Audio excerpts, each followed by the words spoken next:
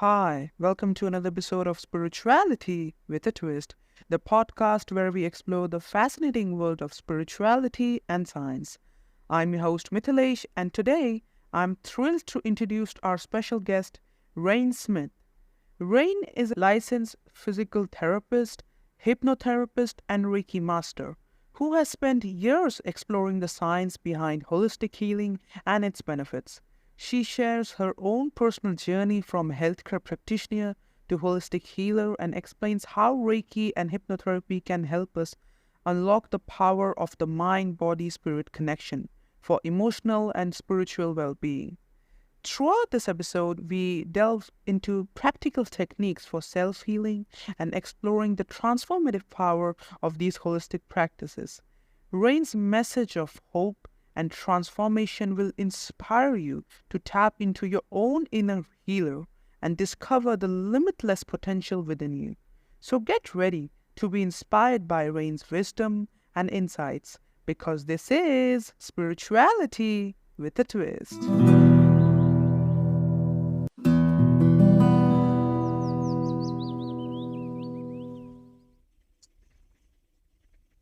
So, Rayne, first of all, welcome to the podcast. Thank you for having me. So, our listeners are already aware of your background and what you do. So, take us way back to your childhood. What were you Oh, like then? And how did you decided that you want to get into something like Reiki or hypnotherapy? How did you decide that you want to help people and something like this? Take us back. okay. So when I was in high school, I had to do community service, and I ended up working at a group home for disabled adults, and I liked it. So from there, I went to college for physical therapy. Didn't really know what I was getting into, but here we are. Um, kind of learned as I went. I had no idea exactly what a physical therapist did. I graduated in 93, so there was no internet to really research things more than just the volunteer work I had done. Um, but the more I learned, the more I liked it. And then while I was in college, I took some continuing ed courses. I learned that they were discounted for students, so I figured I should start taking them. And I took a course on craniosacral therapy, which was more of a non-invasive way to treat somebody. And brought uh, it brought some more gentle approaches to treating physical ailments, physical problems. And they did this thing called direction of energy, which is where you put your hands on somebody in two different spots of their body and you just send energy back and forth. And I thought that was really cool. And I just happened to, I would say maybe within the year, go to like a health, what do you call it when a lot of people come together, like a health A get together. Yeah, it was a lot of health professionals just presenting and stuff, and somebody was there presenting on Reiki. Like a conference. And I was like, yes. And I was like, this is very interesting. This is what I'm interested in. And so then I went into that, went straight to Reiki. And I would say shortly after that, Reiki is a lot of guided meditations and a lot of, when you're learning how to do it, it's a lot of inner work. And that fascinated me. So then I learned self-hypnosis shortly after that. And that's something I still use today, the tools I learned then. And then I graduated and there were no jobs. So I took whatever I could get as a physical therapist. And I would say I just kind of weaved Reiki into my work all of the time. As a PT, you're putting your hands on people a lot. And then as I got older and had my children, I did hypnobirthing. And I was like, I really want to learn how to do this myself. So I went into the training to learn how to be. This was back in which year? I no, I've been doing this for about 2 years. So most of it was like the beginning of the pandemic, Like the hypnotherapy, you mean? the You've hypnotherapy. been Yes. doing Reiki forever, like I've been doing Reiki forever. Yes. for how many years? I learned it in 95, so a million years ago. I'm dating myself though when I say that. Um, 28, 25, over 25 years. So, as you mentioned that you started doing hypnotherapist like 2 year ago, and you've been doing Reiki for a million years, as you said. Yes. So, what training or certification did you go through to become a hypnotherapist and Reiki master as well? Like, and what advice would you give to someone who's also maybe pursuing these kind of field, because these are really creative field in certain way, I would say it. So, what would you say to them who are pursuing these fields? I think if you're going to learn Reiki, I would say the most important thing is to look into the person who's teaching it to you. I know that there's a lot of like large group courses now. When I learned it, there was about 3 or 4 of us. So it was a lot of one-on-one training, a lot of feedback on what I'm doing, a lot of just time and energy spent with the person training me. And you can still find that. I know there's a lot of people just like to do larger groups, or I know that there's some like auditorium group full people, groups of people where they teach Reiki. But I feel like if you really want to get the most out of it, make sure you have a teacher that you connect with, and it's more of a smaller group setting where you can really get the feedback of what you're doing.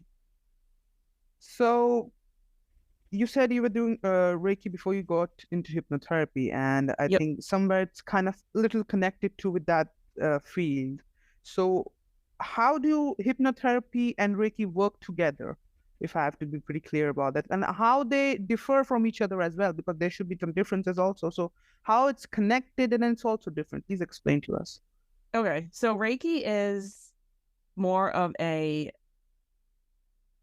I would say more of a black and white. You're treating somebody and you're helping them remove blockages. It's more you doing it. So it's more you.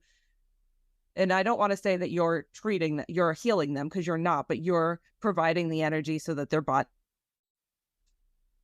When you're dealing with hypnosis, it is all in your mind. So it's it's the subconscious mind of the person that's doing the work. So it's not the energy I'm pumping into them. It's instead of with Reiki, it's more I'm using the energy around me to help them remove blockages, help them have their energy flow freer. When you're doing hypnosis, you're using their subconscious mind so that they can remove their own emotional blockages, things like that. So that's the main difference. So if you're doing Reiki on somebody, you're not healing the issue that caused the problem necessarily, right? You can work with them on a spiritual level and they can have feelings come up, but they're not working through it on a subconscious level. They're feeling it physically. So even if you're working on something and it's an emotional blockage, they might cry and feel a release that way, but they're not working through the event that caused that blockage. Whereas with hypnosis, you're going back to the event that caused that blockage. You're reframing the way they see the event and the way they perceive it so that it doesn't repeat itself in their current life. So, on to that question, you mentioned difference. So, how do you use Reiki or hypnotherapy to help clients with specific issues, like such as anxiety or chronic pain? Can you share an example of a successful treatment? Yeah, so anxiety is very successful with hypnosis, and it depends on the person and what's causing the anxiety. I had one client who severe anxiety, couldn't drive, and after a few sessions and working through what her triggers were and what was actually going on, she came to realize that she was causing the anxiety. She's like, I never thought that I was in control. I thought it was this external thing taking me over. But once she made that shift to perceive her anxiety as within her control, things changed. She's like, I can drive now. I can drive over bridges. She's like, I never perceived it as something I was controlling. So once she made that shift, the problem was essentially solved, so to speak. So what about the chronic pain or something like physical trauma? Yeah, chronic pain is a tough one. So chronic pain, I would say you can use both. Chronic pain, yes, I've done so much work with chronic pain patients. Part of the problem with chronic pain is they have to be in a place where they're ready to let it go. So very much like a smoker will come to me and say, I want to quit smoking. Well, why? My doctor said I need to. They don't actually want to quit. They're not going to quit. They don't want to. And as much as a person in chronic pain wants to get rid of their pain, right? Usually by the time it's chronic pain, they identify that themselves as this pain. Like that's their identity. They're so wrapped up in it. So it's a longer process to kind of feel what it's like to be without the pain, because that's their identity. So by the time regular pain, like if you have quick pain, go ahead. You have a question? No, you can. So somebody who has like, I don't know, they're in an accident and they have pain, hypnosis works really well. Reiki works as well to bring the level of pain down. Somebody with chronic pain, you can show them how to relax to bring the pain level down. So if they're at a 10, you can show them, okay, well, your 10 is now a 5 and you can control your pain.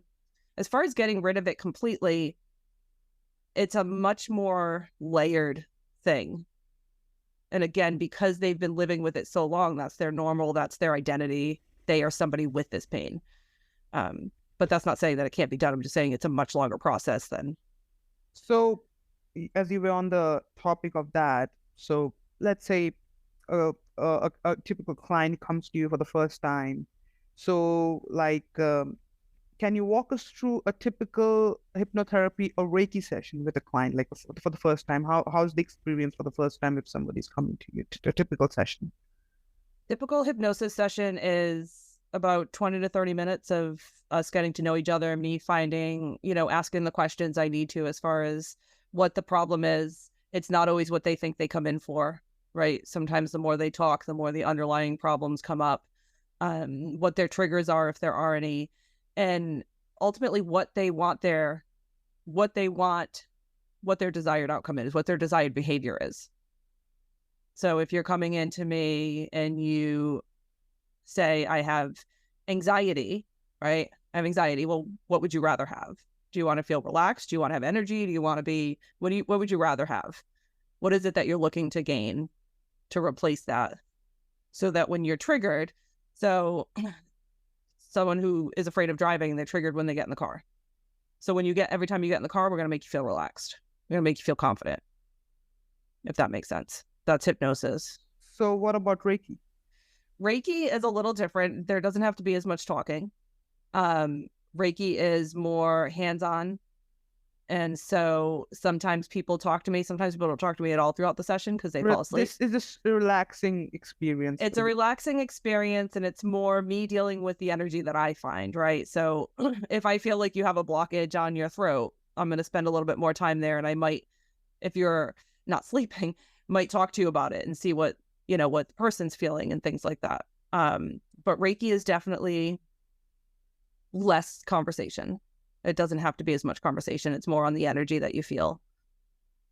And so hypnosis, I could do a hypnosis session on you having never met you, but I don't know what your triggers are. I don't know what your goals are. I don't know what you want to get out of it. So it's going to be more like just a super relaxing. So you were on the goal which you said on the first time you mentioned. So like for example, a typical person comes to you and says he has this specific need or specific thing he wants to come out, or some specific goals in mind that he's trying to. So how do you customize your approach to each individual? Like with every individual, it's a different case, and you have to deal with it. So how do you approach it and customize it for every client of yours? So generally the first time I see somebody, I will do a body scan relaxation, which is when you just relax part of your body, like relax your head, relax your shoulders, and you work your way down. It's a way to get them to relax. That's usually my go-to for the first time I meet somebody, because most people like that. It's an easy way to relax.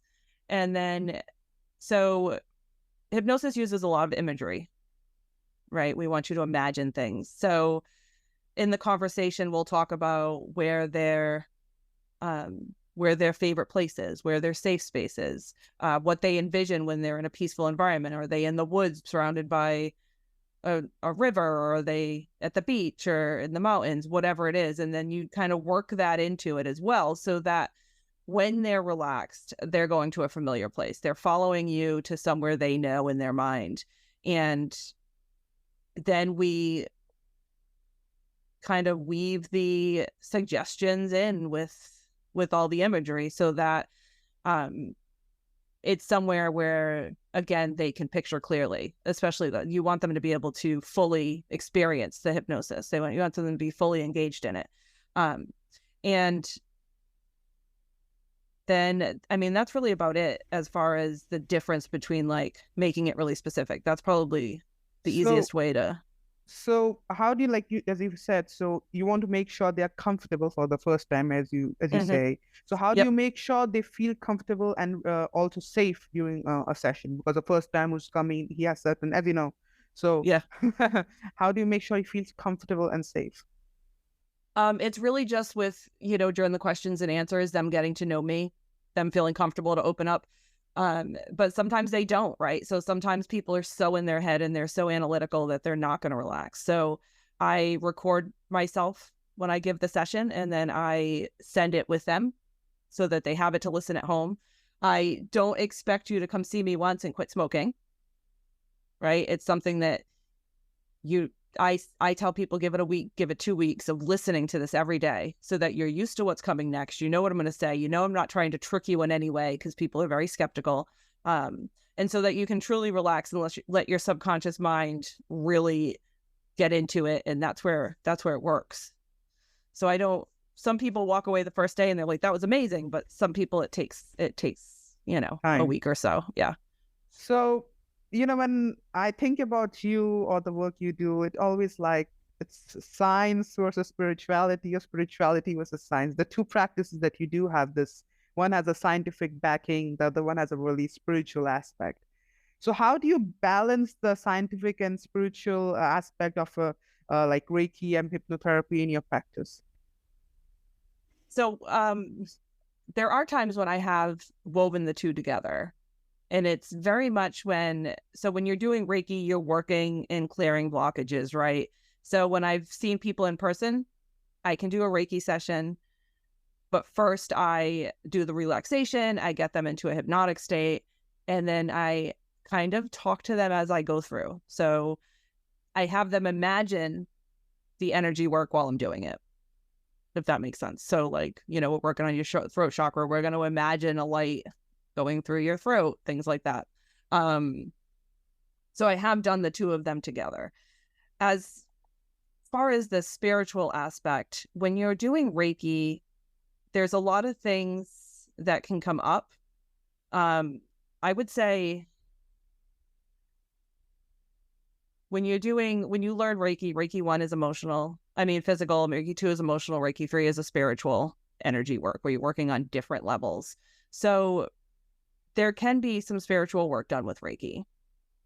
Hypnotherapy, when you do regression work, I think there can be people can sometimes go back to what they perceive as past lives or interlife, which is definitely in the spiritual realm, and not so scientifically cut and dry.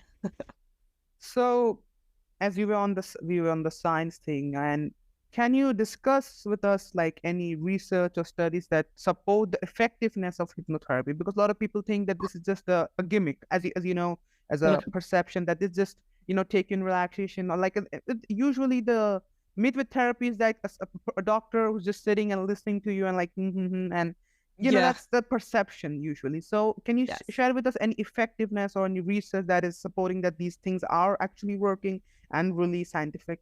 And also, how do you use that information that you get from your study or research to in your practice? Because I think it's also helpful for a doctor or practitioner like you to get these researches in your practice. Yeah. And there, I do have, let me see if I can find it. I have, a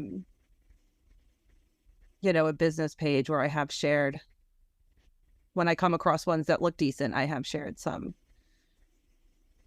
scientific studies. There are a lot of studies done on hypnosis. Honestly, I don't know that I've ever looked to see if there's ones done on Reiki. Mm-hmm. I've never even looked into it. So I do know that there's some. So on my business page on Facebook, I'd have to find it, but I know I have some studies cited, especially when I first started. So how do you use that information in your practice though? Like whatever you find and get.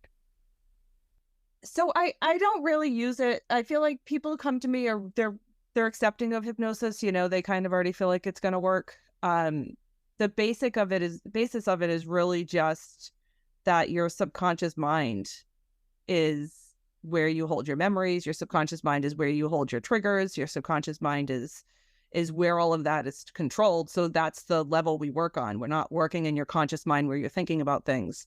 And it's kind of how the people who don't believe in past lives can have past life regression work for them, right? You don't have to believe in it. You just have to believe that your subconscious mind is telling you this story for a reason. So I haven't really had anyone come to me and ask me for scientific proof, because I think by the time they see me, they're pretty invested and have already done their research. And I think the only proof that I personally would have would be the success stories I've had, right? So as we on to that and hypnotherapy, what I have found, like, so there's a lot of a misconception about it in overall the people, as I said, on the hypnotherapy things and even Reiki. So what are some common misconceptions that people have about hypnotherapy and Reiki, and how do you address them as a practitioner of both of them? Yeah. So the most common misconception about hypnosis is definitely that you're going to be out of control, that you're like somebody's going to control your mind, and that's just it's not true. So what I tell people is, and I think a lot of it is from movies and the stage shows, the stage hypnosis who make people do crazy things. Essentially, I always go back to the same example of what hypnosis is like. It's when you're driving your car, you're going somewhere you always go, you arrive at your destination and you don't remember driving there. Your mind was wandering, you were somewhere else, but you don't even, it's like the time went fast, you don't even really remember. You're like, oh, I'm home. How'd that happen? But isn't that in that stage which you mentioned that I don't remember, so you could have done anything? You just mentioned that you're still in control, but then you say you forgetted that memory. So maybe, Yeah. so how you're in control then? So you're in control, so that when your subconscious mind is wandering, right, and you're driving the car, if somebody cuts you off, you're going to stop. So if you're in a really relaxed state and you're just listening to me, if I say something that you don't agree with, something that your subconscious mind is like, wait a minute, you're going to immediately come out. You're immediately going to be awake and be like, what just happened? And that's, I mean, your subconscious mind is not going to let you do something you don't want to. The thing that, what if someone is really manipulative, like, like if I have to really say it in a word, reverse psychology. I like that word really a lot. So if somebody is really smart with the words and he's trying to get us something out, and maybe, there's a lot of, as I said, so if someone is trying to slowly get into that state and slowly enter into that, manipulate somebody, and someone like, look, people are not everybody, nobody's Einstein, so they don't know if someone is trying to, because they are really good at it. And this guy is first time experiencing it. Could be sometimes they try to, and sometimes there's a lot of cases too, and against practitioners who are practicing hypnotherapy. There have been cases that they have done some stuff, but it's just really rare, but it happens. But how does one stay in control? You say they are in control, but why should they agree with you? Because sometimes, as you said, they're in a, like name suggests it, you're in a hypnosis state. So Yeah. how are they in control actually? So they're in control because so if you ever experience hypnosis yourself, when you're in that state and your mind is wandering and you're kind of half listening, half not listening, and you might be drifting in and out, if they say something that sounds off, your conscious mind will come back and pick up on it. But in my case, I record my sessions and I give it to you. You can go home and you can analyze it all you want and know exactly what I say, right? Is this And I think that because I do that, people tend to feel more comfortable, because a lot of people do have that concern. They're like, well, I don't know you well enough to know exactly what you're doing. But I have been to stage shows where people are completely under, and they're doing crazy things, and I've seen people say no. They've just said no. I've been like, oh, I want you to cluck like a chicken when you hear the bell, and the guy's like, no, because that's too far for them. They're not going to do it, right? They're still under, they're still doing all the other crazy things, but that's their no. They're like, no. limit? I don't know if that answers your question. So I mean, could there be a case where somebody is super easily manipulated and somebody's taking advantage of that? Maybe. But there's never been a lawsuit against a hypnotherapist. There's never been like something that stood up in court where they've been like, I killed my wife because my hypnotherapist told me to. Like, it's never stood up in court. that's just in the movies. It's just in the movies. Yeah. They don't, and it's because you don't actually take control of somebody's mind. I can give you suggestions all day long. If you don't want to quit smoking, you're not going to quit smoking. A question, in the movies, this is again I'm taking, but the reference you've seen people sleepwalking. That state is often referred as a hypnosis state when you're in a sleepwalk kind of state, because is that similar to what you are doing? It also, because even in sleepwalking they have done his crimes and those. So isn't that state a bit similar? Because there have been Not really. So if you're in hypnosis and someone makes a loud noise, you're gonna wake up. If somebody's in the throes of like a sleep sleep terror, where they're like really you can't snap them out of it. Somebody's sleepwalking, it's really hard to wake them up from it, right? It's a different state than hypnosis. So if you're in the middle of a hypnotherapy session and the smoke alarm goes off, you're up and you're walking out the door. You're like, oh, it's over. You're immediately out of it. If it's like, car alarm goes off, you're going to hear that and your conscious mind is going to be like, do we need to get up for this? Like, so it's like a semi-state sleep, but not deep sleep, that you're just not going to wake up. It's not deep sleep at all. Nope. It's not deep sleep at all. Yeah. I mean, in fact, I've had people who have had their phones ring in the middle of a session and they're like, oh, wait, sorry, I got to shut that off. And, so no, you come out of it immediately and you're like, oh, I'm not relaxed anymore. Do you know about aromatherapy and sound therapy? Are you aware of these practices? So I'm aware of them, yes. So they are like the holistic practices. Can you explain a bit about them? And do you use them in your work? I do not. I don't. No. I do know a bit about aromatherapy in different, sense that relax you. But I personally don't use it because I'm super sensitive to smells and I don't care for it. And so I don't personally use it. What about sound therapy?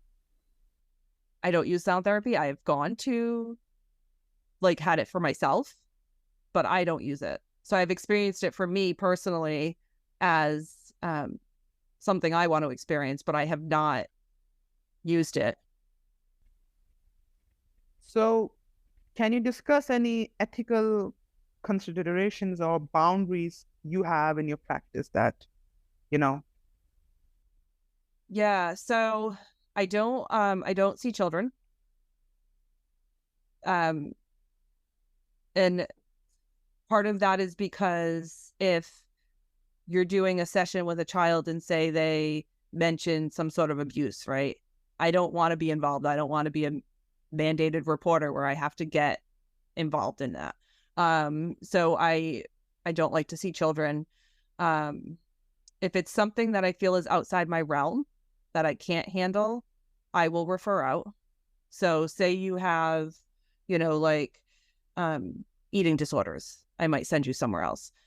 If you have a clinical issue, if you have bipolar, you have clinical depression, I will most certainly make sure that you are also seeking other assistance. Like if you need medical help, you need to go see a medical doctor. Same with pain. If you come to me and you're like, I have this god awful shoulder pain, it won't go away, and I haven't seen anybody for it, I just want to see you. I'll make sure you go see a doctor first, because there might be something seriously wrong, and I don't want to mask that pain with hypnosis. So there are some times when your body's in pain and tell you something like, oh, you have kidney stones, like you need to go see a doctor before you come see me. We're not just going to mask the pain, which is what Hypnotherapist does, right? Is it lowers your perception of the pain. So yeah, those are kind of the biggest thing that comes in my mind whenever I think about a therapist, that I have a shame, or maybe I have some things that I want to share with some stranger. Again, I would keep saying that word when you first time you meet somebody, because it's a true word. Yeah. But if I'm going to share something so sensitive to me that I haven't shared with my wife, children, or dad, mother, anybody that I love forever, I'm sharing with a stranger, there is always a huge back of my conscious mind that if she's going to keep it private. Privacy is such a big thing in today's world, where they share it could be a small thing, right? But for them, it's their biggest fear. Yep. For you, it might think this is not a big thing, but for them, it's the biggest fear. How do you ensure their privacy, whatever they say to you? How do you keep it, like, it's an important aspect of any therapist to keep it confidential, the client secrecy, what I call that. And for any doctor, I think it's extremely important. How do you ensure that?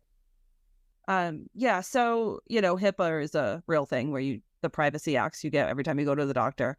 And as a physical therapist, it's something I use with all my PT clients. But as a hypnotherapist, honestly, I don't keep notes. And I tell people that, you tell me this happens in our room, this session. And if you come see me again, you're probably going to have to remind me.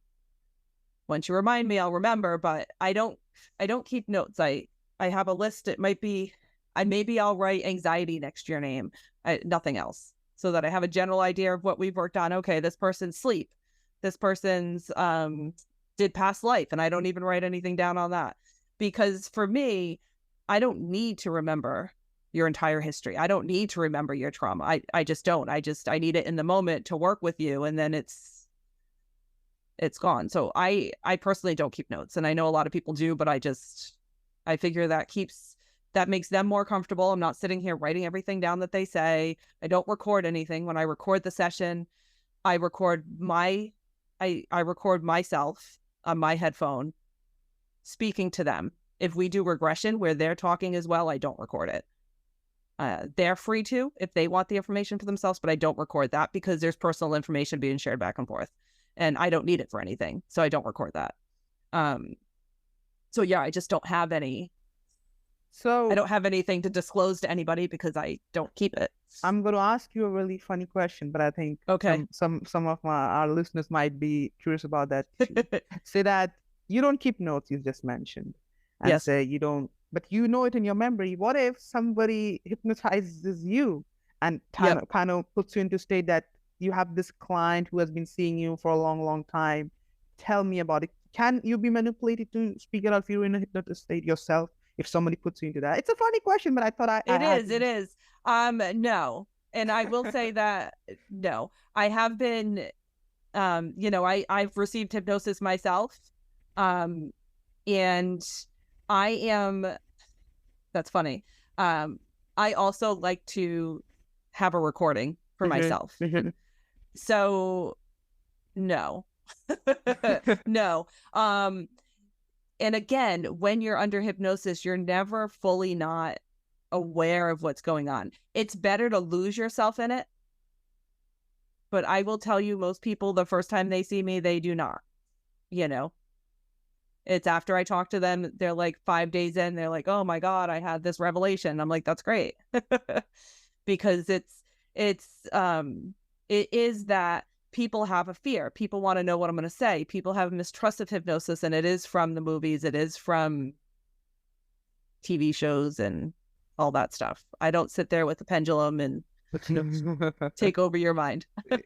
So, so like on that, like, is it really like the movies you do it like this? Or how do you go? How do you take someone to industry? Nope, Do you really use the cinema? I How do do you? not. It's really just, it's like I said, I usually the first time do a body scan, which is when you relax each muscle throughout your body. I get you into a relaxed state. And then we just continue to deepen the relaxation.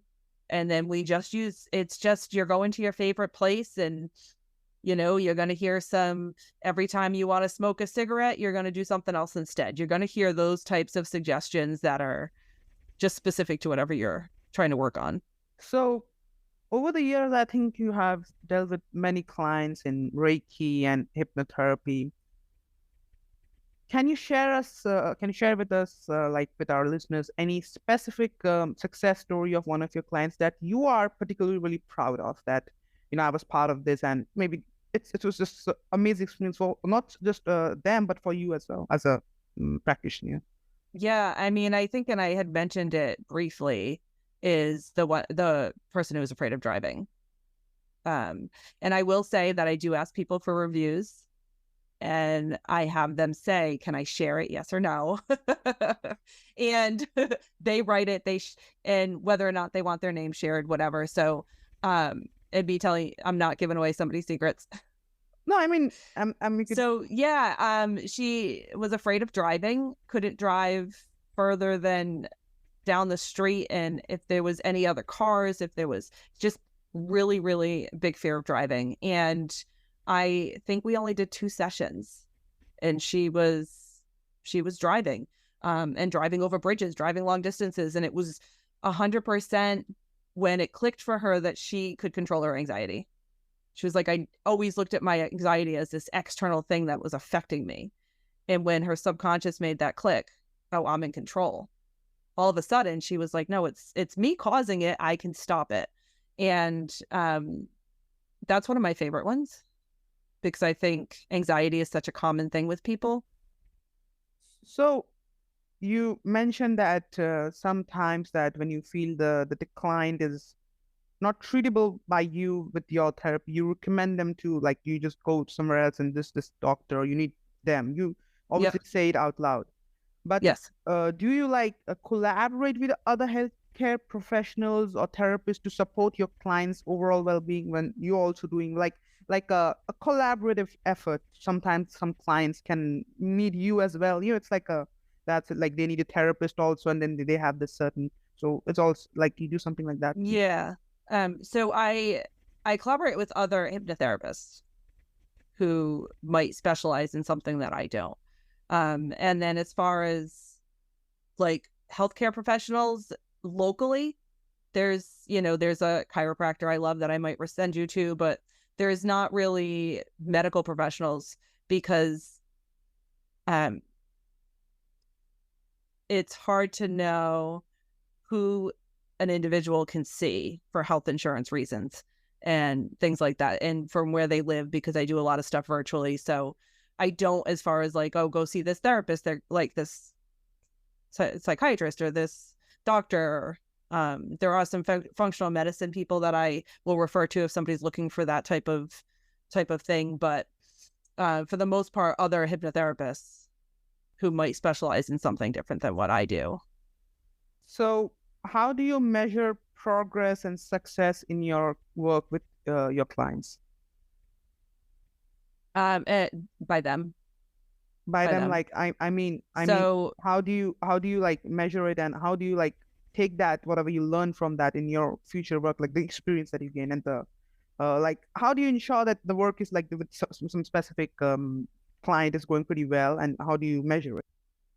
okay, it's really just from their feedback. So to what to me might be like a minor achievement, to them might be huge. Like, this is so huge to them, but to me I might be like, oh, we're only making a little bit of progress, but it's not up to me. It's whatever they see. And so if I'm seeing somebody and they feel like they're not making progress, then that's when we might change what we're doing. So I've seen you twice for hypnosis and you feel like I'm still smoking, right? Well, maybe we need to do some regression. let's try a different method. But that's on an individual client basis as to what success is. So people often go to therapists when they feel depression. That's what therapist has been often labeled as. But why would, let's say, if someone is listening to us, he says he has some problems, why should a person A go to you for what problem? To a hypnotherapist. I'm not talking about the other one. I'm talking about you specifically. Why should a person A come to you? Come to me. So I would say that I specialize in a couple of things. One is working with mothers who have children with mental health issues, anxiety, depression, things like that, when their children are undergoing that. That's one of my things. The other thing I do that not all hypnotherapists do is regression. It's not something that every hypnotherapist does or is comfortable with. So it depends on what your issue is, right? And it depends on what you're looking for.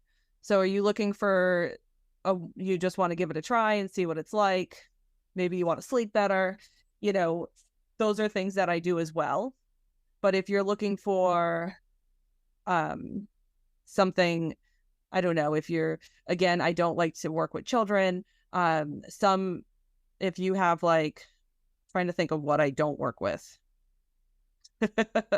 Because really, hypnotherapy can be used for anything. It just can.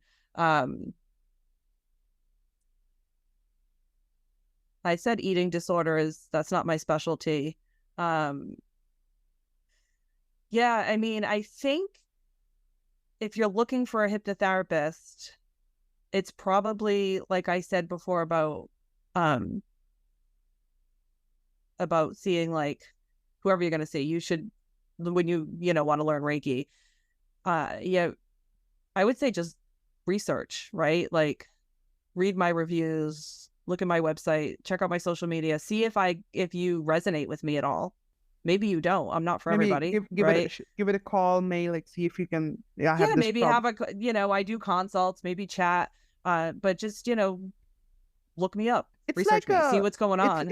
Is it like a really if I have to, in a way, say it's like a really like a relaxing spa kind of experience for any problem that I'm just too depressed with life, but if I go to this session or something like this, I'm going to feel extremely like this. When you go to therapist to discuss, you talk, here you just go in a state. It's just a difference. There you talk, here you getting laid. If I have to be it's at the very least it's relaxing. I would say 100% of the time, So it's like an advanced version of normal therapy, if I have to be pretty honest with you. It's like that. How would it... It's less talk. So, it's less talk about your childhood, talk about your issues. There's not a lot of that. If you're doing regression work, you might go back to an incident that was traumatic, but we're not going to fixate on it. We're going to reframe it, reframe the way you think about it. So it's not as much delving into deep conversations at all. So it's more you're relaxed and hanging out. So finally, where do you see the future of hypnotherapy and Reiki heading? And how do you plan to stay ahead in the development of industry? Because I think the way it has developed from past when you started out and today, but because still there's a lot of misconception and everything. But I think at least from the past 10 years or 15 years, we see people have started going to therapists more. They are starting to open up more, which is really a good sign that they are finally getting that courage. But where do you see hypnotherapy and Reiki going in the future? Yeah, I mean, Reiki has become very mainstream now, where you can go to your massage parlor, your local spa, and you can get a Reiki treatment. When I started, that certainly wasn't the case. More people are accepting of it. More people know what it is. I feel like hypnotherapy is going to slowly move in the same direction. It would be nice if it was eventually covered by insurance, right? That'd be fantastic. So I think that as time goes on, it's going to become kind of on the trajectory Reiki was. Reiki was 20 years ago. Nobody really knew what it was. People had heard of it maybe. It's like, what is this energy work, right? we know more now that energy work actually, and there's lots of different kinds of energy work. Energy work kind of is more accepting now. And I think as time goes on, hypnotherapy will be more accepting, maybe, fingers crossed. So, so when you got into like hypnotherapy and Reiki, how is it like all the way till right now we have discussed everything which is related to people, Yep. related to the listeners, some clients, but how has it affected you as Rayne?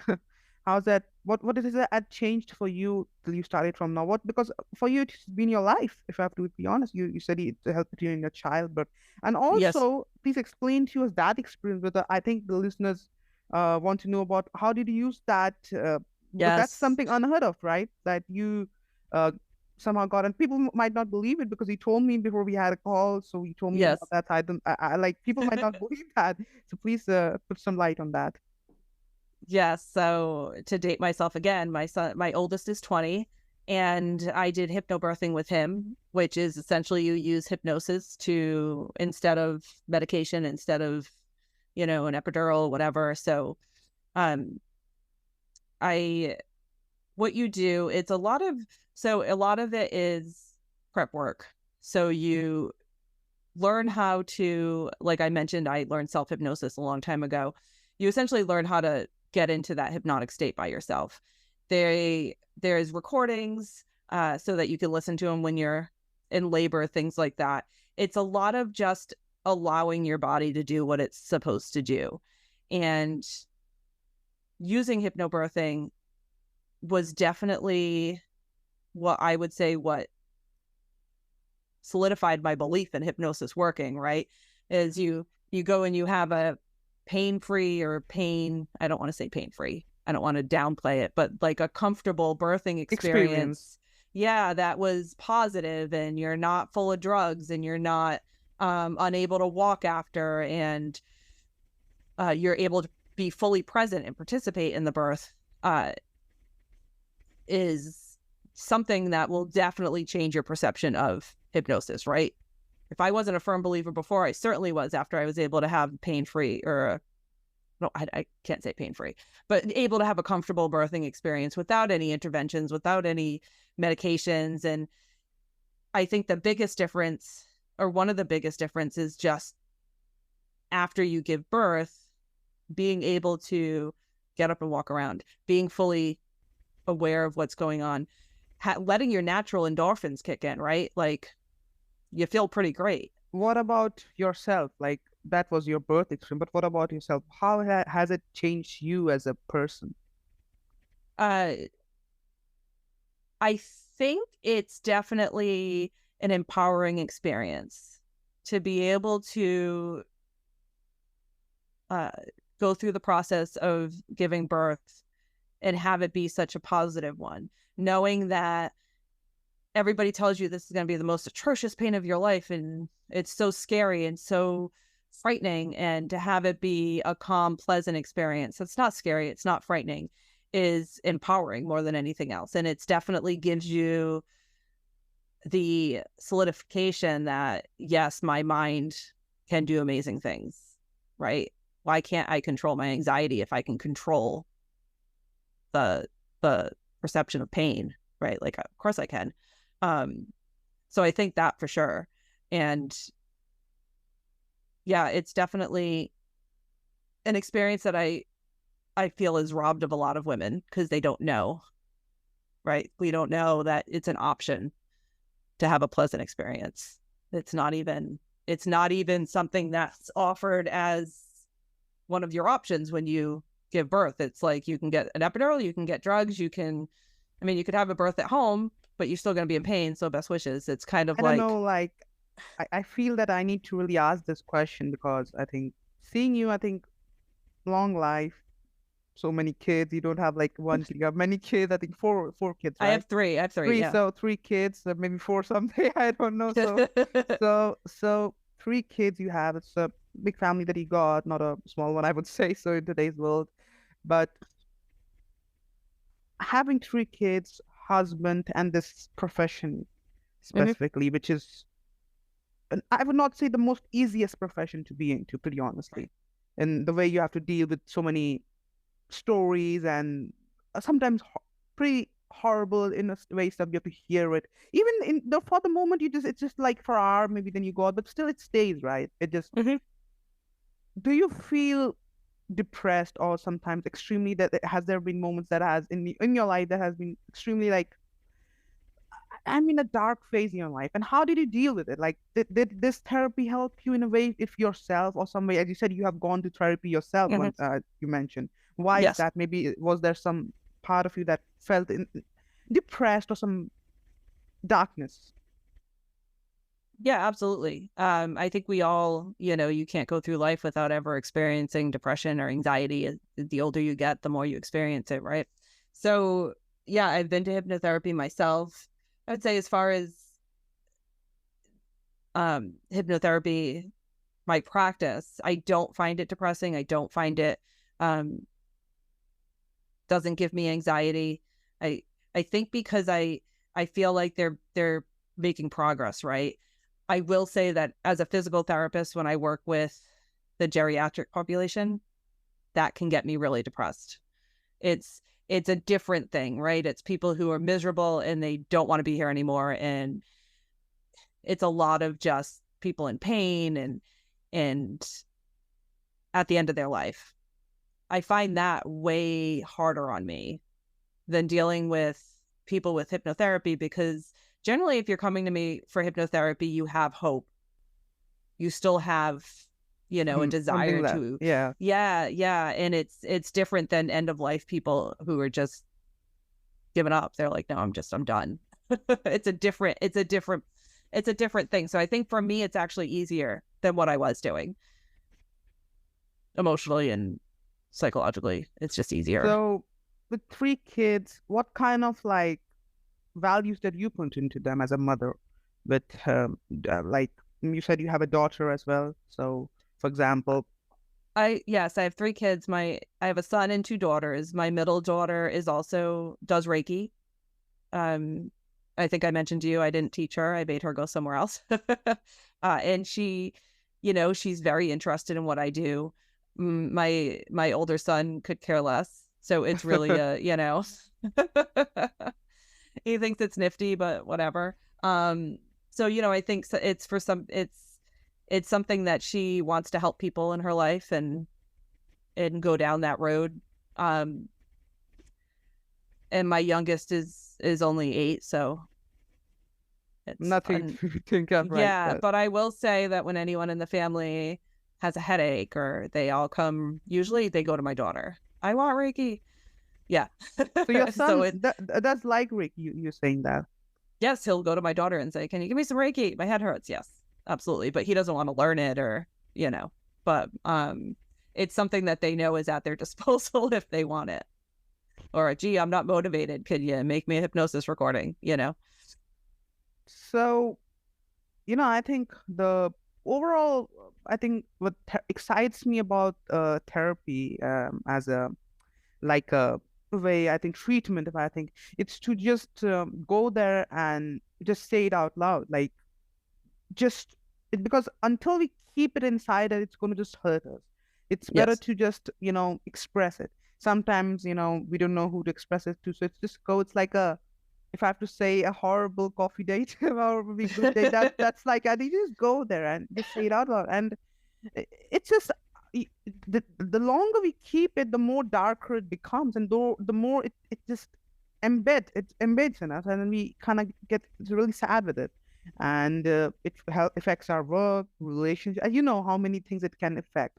And if it can be reduced by some therapy or by some kind of a, as Reiki or something like that, why not like experiment it? And I think for that reason, I think my like we are doing this podcast, some people who are listening to us right now might want to come to you. So if somebody, let's say, after listening to you, is really inspired or motivated, and wants to talk to you, how they can contact you or know more about your work? The easiest way is probably my website. So it's hypnotherapy with Rayne, which is RAYNE Yeah, .com. I'm gonna drop it in the Yeah, description. yeah. And you can You can book right on there. You can email me for a phone consult so we can just chat. A lot of people like to do that first, kind So of talk to me. usually people who are not absolutely aware of the hypnotherapy too much, what are some of the, as I asked this before, but in a way, when they first time, like they say, they talk to you and they say, okay, I'm going to make an appointment, and they come to you. As I said, they got the courage and they did come. Then sometimes Yeah. still after coming, they feel, no, no, no, I'm this, like they still have this hesitation sometimes. So what is the first step that you take to relax them? Because I think sometimes still, even after getting the courage, they came, but still they feel a little anxious about doing it. They feel that they're going to lose control. Still, there's in the mind, Yeah. fear is triggering every time. It's like putting the hammer. But how do you do it? Because I think one part, I would be honest with you, you are a female, so if it's some opposite gender, is going to feel a bit relaxed and compared to a female. That's one thing that maybe helps. But sometimes it's hard, and they feel they're going to lose control, and they're going to Yeah. say something because they think, no, I'm going to just say, like, I have this much. I'm going to just say this much to her. I'm not going to go more than that. They have Hmm. that. But sometimes in maybe emotion or in that moment, they say something more, and then they kind of, it happens sometimes in the moment. So how do you deal with it? There are definitely people who have come to me and told me whatever their issue is, and then we do the hypnotherapy, and then afterwards they're like, I didn't mention but, and they'll tell me more.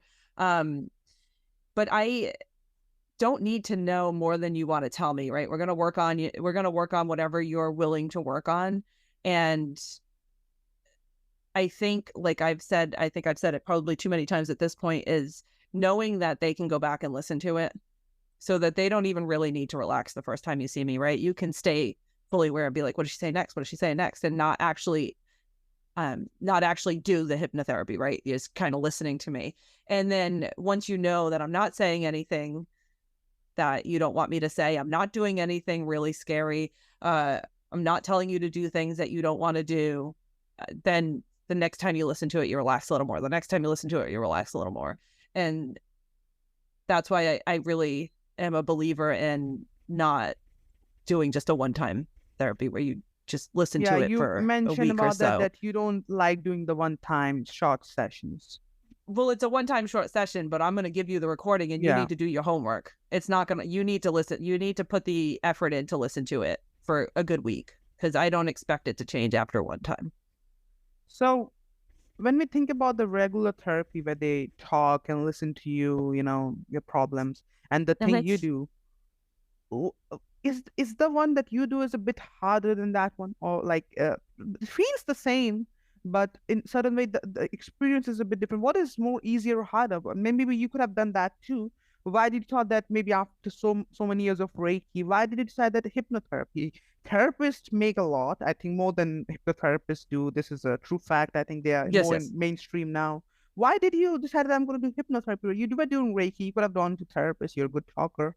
Why not normal therapy? Why hypnotherapy? Um, I think a few things. One is the schooling involved in a regular being a therapist, and it's not something that I've ever really wanted to do, right? Um, I like the idea of helping somebody in the here and now.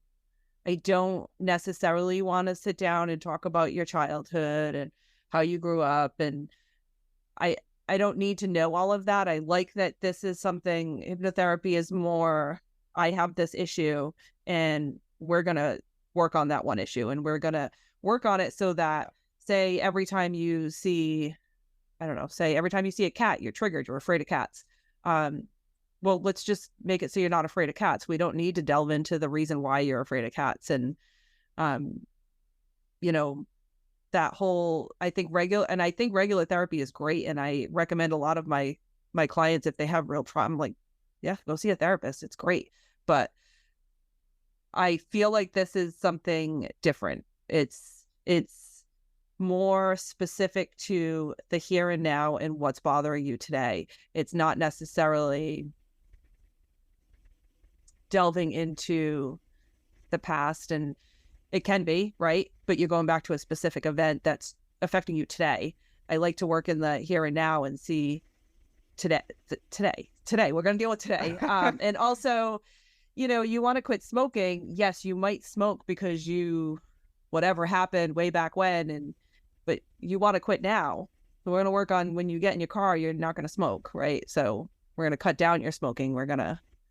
How often, like, I think I had to ask this, but because some people feel with therapists, how long you think, I know it depends person to person, but Yep. maybe how long these sessions go on, like for like a year, like 6 months, how long do you think that you can start seeing the effects? There a specific duration that maybe this is when it's going to start showing its effect, or maybe it just takes time as it takes with everybody. What's the duration that you think? So it 100% depends on the person, depends on what you're coming from for. So I usually tell people, we do one session, touch base after a week. I would say three sessions, depends on what you're coming for. So I have people who come to me for longer or more periodically, like, oh, they'll see me and then they'll call me 6 months later. I got another issue. Let's work on it. So as far as like single one-time sessions, I've had people come once or twice. You don't necessarily need a longer time. I do have some longer. I have like a 12-week program and I have like a 6-week program, and those are more all-inclusive and they're for different things.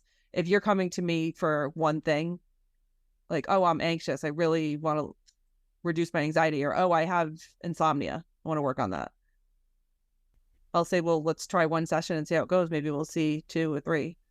So my last question would to be pretty interesting, and again, a funny question that I'm going to ask, but I think I really want to ask this. If not a Reiki master, if not a hypnotherapist, what would have you been? What would I have been? I mean, I guess I'd still be a physical therapist, right? You like helping people. Yeah. So I think. Does it make you happy? Like when you sleep at night, and then does it make you happy? Definitely. I think I like when people have,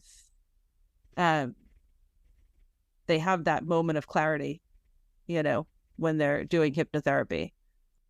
And, I enjoyed doing physical therapy for many years, but like I said, it's hard. It can get hard. But I didn't ask this, but why did you decide to quit Reiki? I mean, like not quit, I mean, essentially move out of it. Why is that? You were doing such longer, and why did you decide that I need to go into hypnotherapy? I still do Reiki. Mm-hmm. It's not something, I think, because hypnotherapy can be done remote, right? You have a wider audience. And Reiki was never the number one thing I did. It was just part of what I did. It was always just part of what I did. And I would say the biggest reason for me stopping anything would be that I have kids. Right? They're kind of a time suck. So, being able to do virtual work is huge. It saves you a lot of time, and also something that is related, but it's not too hard for you as a person to, but you enjoy doing that. And you're doing Reiki for a long time, and then you got into hypnotherapy. So when you first got into it, was it like a bit hard for you to get into it, or it was like if I have to say, like it's like from like a taxi to Uber or something, like, was it really smooth experience, or was it a hard transition for yourself? It wasn't hard at all. No. I think when I first learned Reiki, it was kind of, oh, I do this anyway. I didn't know it had a name, right? Like you put your hands on people and, so, but then, the more you learn about it, the deeper you go and the more advanced it is, I suppose.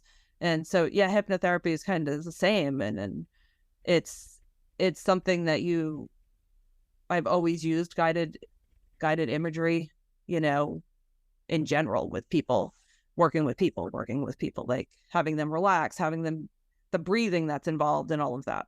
So it was definitely more of a natural transition for me. So my last question to you would be, are you spiritual, and do you meditate in, like as a Reiki and even hypnotherapy, like as an individual, you have 3 kids. Do you go to church, or like, are you spiritual? What kind of person are you spiritually? I don't go to church. I do meditate, I would say daily. It's it's something that's just ingrained, and I do it automatically. I don't even think about it. Usually do it before I go to sleep. Um, so that's something I do all of the time. I, as far as spirituality, I think working with energy and working with past lives and things like that, I believe that, and I think I mentioned this to you before, my scientific brain, that, or the scientific part of me, that energy can't be created or destroyed. It has to be transferred somewhere. So no, we don't just disappear. There is a higher Power, something, right? something. Yeah. And being able to just tap into energy in general and feel the energy around you. And I think everybody can, on people just aren't as aware of it. You walk into a room, your energy's gonna kind of match the level in the room, right? You kind of feel what's around you. So, as an individual, if you have to give some people, maybe they are far, they cannot contact you for that reason, but still they are fighting some depression, some anxiety. As a hypnotherapist, as a Reiki master, what would you tell them? What do you tell them when you tell them during the session? What would you tell them right now if they're listening somewhere, if they're fighting something? What would be your message be? Well, one is, if you're really depressed or really anxious, you probably should be seeking help of some sort, right? Um, so I think the biggest thing that people don't do, and you, it's an easy thing to be more aware of, is just your breathing. I think a lot of people take shallow breaths. A lot of people don't take the time to just sit and take deep breaths, because it does calm you down. It's just going to bring you to, I think it's the easiest way to calm down. It's the easiest way to kind of recenter yourself, so to speak. So I think thank you so much for joining us today on the show, Rayne. I think it was amazing to have a conversation with you. Were incredibly valuable, the insights and knowledge and the misconceptions that you, I think, take Misconceptions, for, definitely. yeah.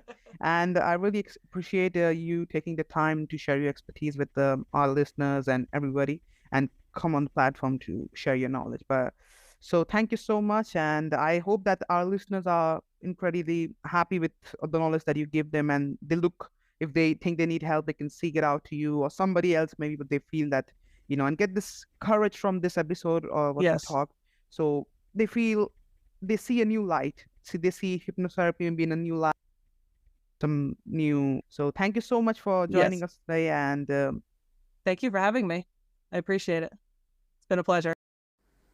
thank you for tuning into Spirituality with a Twist today. I hope you enjoyed our conversation and gained some valuable insights from it. As we wrap up, remember that spirituality and philosophy and science are not separate entities, but rather interconnected aspects of our search for deeper understanding. Keep questioning, keep exploring, and always trust your inner wisdom. And if you want to support the show and buy me a coffee, you can find the link in the description down below. Also, don't forget to connect with me on my social media. You can find me on Instagram and Twitter, where I share reels and behind the scenes content from the podcast. I love to hear your thoughts and feedback on today's episode. And if you haven't already, be sure to subscribe to our channel so you never miss an episode. And you can also watch the audio version of the show on your favorite podcast platform. So once again, thank you for joining us today. And remember to keep seeking the truth, wherever it may lead you. See you next time.